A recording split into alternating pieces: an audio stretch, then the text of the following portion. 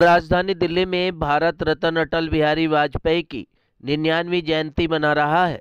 पूर्व प्रधानमंत्री अटल बिहारी वाजपेयी की जयंती पर भारतीय जनता पार्टी जगह जगह कार्यक्रम आयोजित किए जा रहे हैं। ऐसा ही एक कार्यक्रम आनंद विहार इलाके के सेवा बस्ती झुग्गी झोपड़ी में आयोजित किया गया। कार्यक्रम का आयोजन भारतीय जनता पार्टी दिल्ली प्रदेश के उपाध्यक्ष विष्णु मित्तल ने किया। उन्होंने इस सेवा बस्ती को गोद लेकर यहां पर प्राइवेट एजेंसी के माध्यम से सफाई व्यवस्था की जिम्मेदारी ली है और उन्होंने कहा है कि देश के प्रधानमंत्री नरेंद्र मोदी जी ने सन 2014 में जब देश के लाल किले की प्राचीर से स्वच्छ भारत अभियान की घोषणा की थी, तब से ही वे इस कार्य में जुटे हुए हैं। उन्होंने बताया कि अब उन्होंने स्वच्छ भारत अभियान की सार्थकता को देखते हुए आनंद विहार की सेवा बस्ती को स्वच्छ बनाने का संकल्प लिया है। इसके तहत अब वे हर घर के बाहर कूड़ेदान रखेंगे। क्षेत्र में प्राइवेट सफाई कर्मचारियों की उपस्थिति एवं अन्य संसाधनों के साथ इस क्षेत्र को साफ सुथरा एवं स्वच्छ बनाएंगे।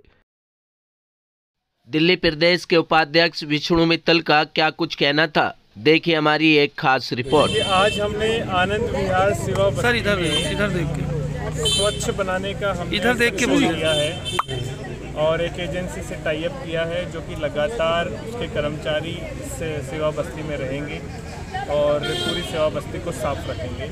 अगर स्वच्छता होगा, स्वच्छ होगी सेवा बस्ती तो लोग स्वस्थ भी रहेंगे। तो आज उसका शुभारंभ हम कर रहे हैं। विष्णु जी, जिस तरह से आनंद विहार की सेवा बस्ती को आपने चुना है और प्राइवेट एजेंसी अब यहाँ काम करेगी, तो क्या नगर निगम काम नहीं कर पा रहा? देखिए, नगर निगम भी काम कर रहे हैं लेकिन उसकी भी अभी सीमाएं हैं। अपनी कर्मचारी भी कुछ कम है, एमसीडी के पास फंड भी नहीं है और जब से एमसीडी में केजरीवाल आए हैं तब से मैं सुन रहा हूँ कि लोगों को सैलरी नहीं मिल रही है।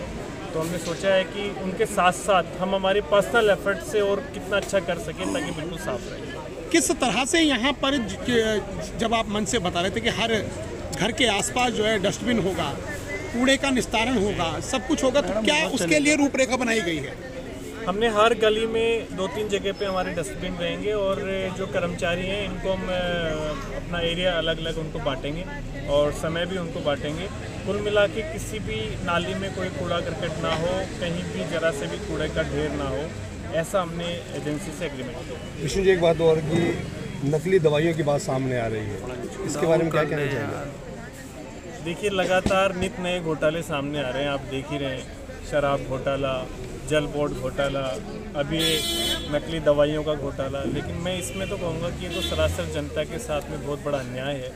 फिर हम मोंडा क्लिनिक खोलते हैं और उसकी पूरे देश में नहीं विदेशों में भी जाके उसकी तारीफ करते हैं और वहाँ पे दवाइयाँ नकली मिल रही हैं। तो जनता की जो बद्दुआएँ हैं वो 100% उन लोगों को जरूर लगेगी जो जनता के साथ ऐसा खेल कर रहे हैं। और एक और दूसरी तरफ पोल्यूशन का स्तर फिर एक बार बढ़ गया है, बहुत बुरा हाल है। मैंने तो कहा ही कि मैं तो राजस्थान था, वहाँ पे देखता था AQI 100 होता था, दिल्ली में 600 होता था। लगातार अरविंद केजरीवाल जी ये दावे कर रहे हैं कि दिल्ली में पोल्यूशन नहीं होगा।